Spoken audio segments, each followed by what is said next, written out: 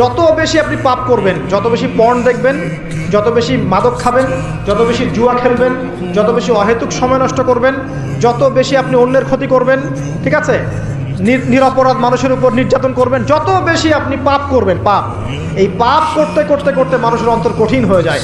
ইবনুল কাইয়্যিম রাহিমাহুল্লাহ বলেছেন যে পাপ করতে থাকলে মানুষের অন্তর কঠিন হয়ে যেতে থাকে, এবং ইস্তেগফার আর জিকির করলে গিয়ে মানুষের অন্তর আবার নরম হতে থাকে। পাপের উপর পাপ করতে থাকলে মানুষের অন্তর কঠিন হতে থাকে। এই বিষয়ে রাসূলুল্লাহ সাল্লাল্লাহু আলাইহি ওয়াসাল্লাম বলেছেন, যখন মানুষ একটা পাপ করে কলবের মধ্যে একটা কালো দাগ পড়ে যায়, যখন আরো একটা পাপ করে আরেকটা কালো দাগ পড়ে যায়, এইভাবে যখন পাপ করতেই থাকে তখন পুরো কলবটাই কালিমা পূর্ণ হয়ে যায়। এই অবস্থায় যদি সে তওবা করে আল্লাহ পাক মাফ করে দিবেন।